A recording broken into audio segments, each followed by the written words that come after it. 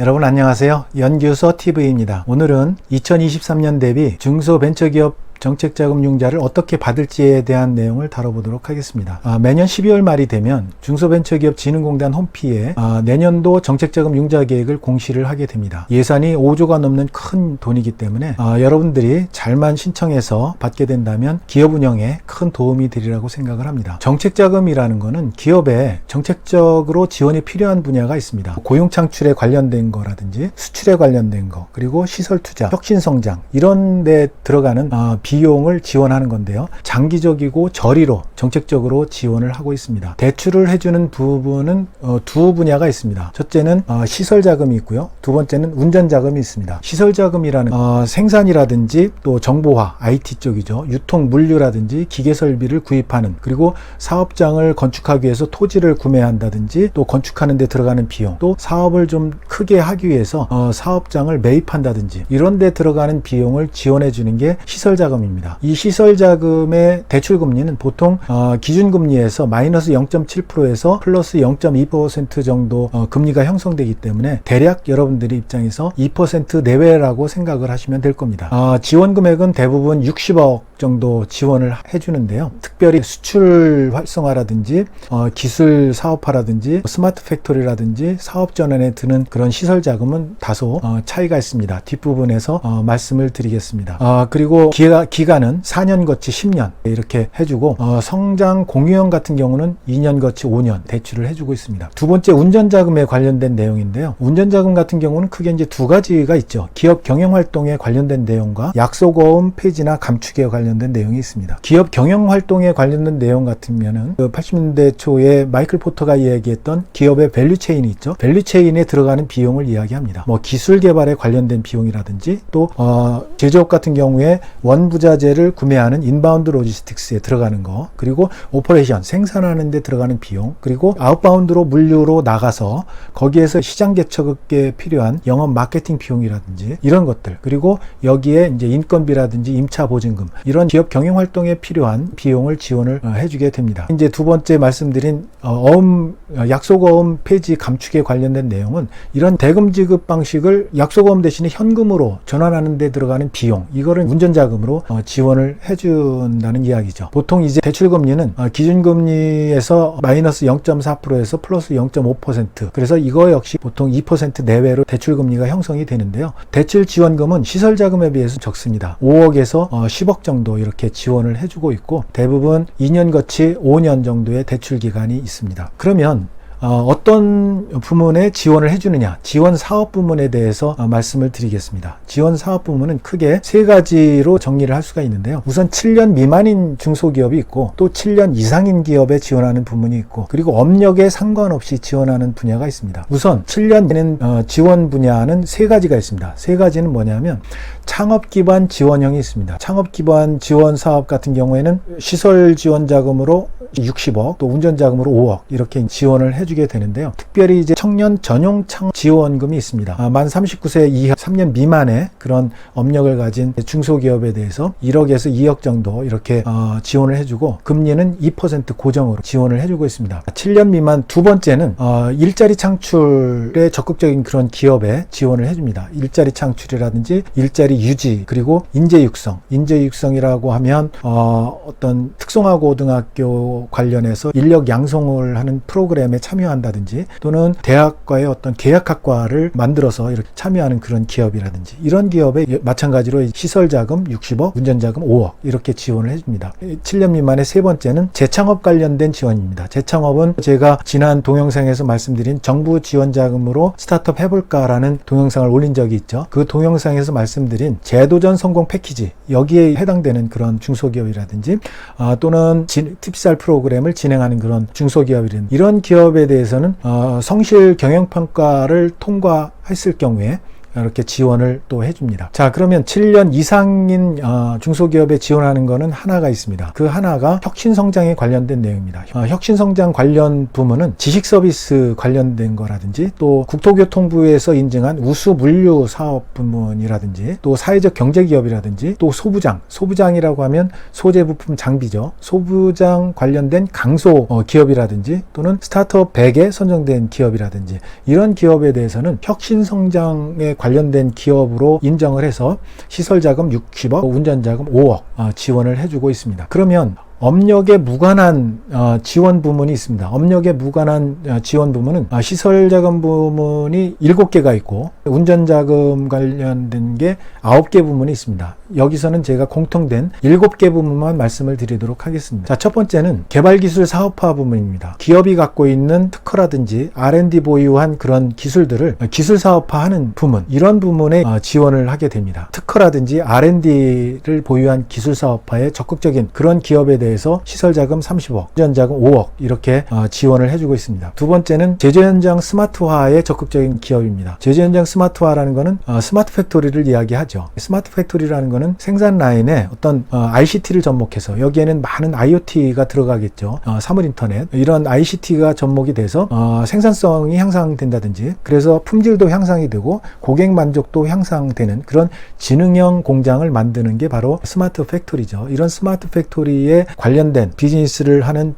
기업에 대해서 또 적극적으로 지원을 해주는데요. 이 부문은 아무래도 시설 투자에 들어가는 비용이 많기 때문에 시설 자금을 100억까지 지원을 해줍니다. 그리고 운전자금 10억 이렇게 지원을 해주고요. 세 번째는 이제 넷제로 유망 기업에 지원을 해줍니다. 신재생 에너지라든가 친환경, 저탄소 그런 지원을 해주는데요. 여러분 ESG 경영 이야기 들어본 적이 있죠. 최근에 이제 경영의 화두가 되고 있는데 ESG라는 거는 Environmental, 환경, Social 그리고 거버넌스, 기업 지배구조 투명성, 재고 이런 부분이 되겠죠. 그 중에서 환경에 관련된 인바이런먼트에 해당되는 탄소 중립화 이런 기업에 대해서는 또 지원을 많이 해주고 있는데요. 여기에도 시설자금 60억, 운전자금 5억 이렇게 지원을 해주고 있습니다. 자, 네 번째는 수출기업 글로벌화 지원을 하고 있습니다. 자, 수출을 잘하는 기업에 대해서는 또 지원을 해주고 있는데요. 수출이 10만 불 이상 되는 그런 기업에 대해서는 시설자금 20억 그리고 운전자금 10억 이렇게 지원을 해주고 있고 수출 초보 기업에 대해서는 수출 초보라는 거는 10만 불 미만인 기업이죠. 이런 기업에 대해서는 운전자금만 5억 정도 이렇게 지원을 해주고 있습니다. 이제 다섯 번째에 성장 공유형 지원 분야가 있는데요. 성장 공유형 같은 경우는 IPO 유망 기업에 지원을 해주고 있습니다. IPO라는 거는 기업 공개죠. 유가증권 시장에 보통주로 상장을 해서 불특정 다수가 매수를 하게 되는 그런 시장에 이제 상장을 하는 거죠. 작년 3월에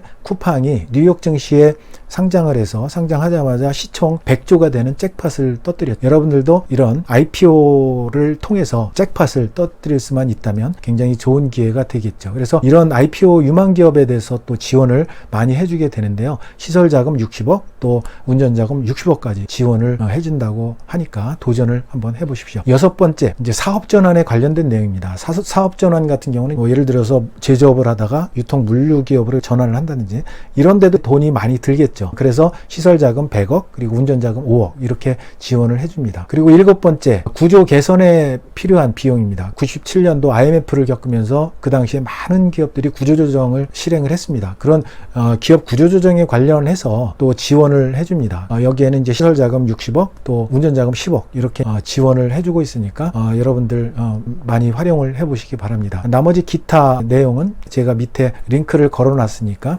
여러분들 확인을 해보시기 바랍니다. 우선은 이제 12월 말에 중소벤처기업진흥공단에서 공시를 하게 되면 12월 30일부터 차년도 12월 30일까지 이렇게 쭉 기간이 되는데요. 그 사이에 예산이 소진될 때까지 진행이 되는 그런 프로그램입니다. 중소벤처기업진흥공단 홈피가 www.costmes.oa.kr입니다. 여기에 들어가셔서 우선 상담 예약부터 해야 됩니다. 상담 예약을 하게 되면 자가 평가를 하고 그 다음에 상담을 진행한 다음에 정책 우선도 평가를 통과해야 됩니다. 정책 우선도 평가를 통과해야 그 다음에 신청서를 제출을 하게 되기 때문에 정책 우선도 평가에 반드시 통과하기 위해서는 여러분들이 준비를 미리미리 해야 됩니다. 그래서 어떤 부분에 지원을 잘 해주는가를 살펴보면 그린 사업 분야, 앞서 얘기한 저탄소, 신생에너지 이런 그린 분야, 그 다음에 혁신성장 관련된 분야, 지식서비스 사업이라든지 국토부 인증 물류 사업이라든지 또 스타트업 100이라든지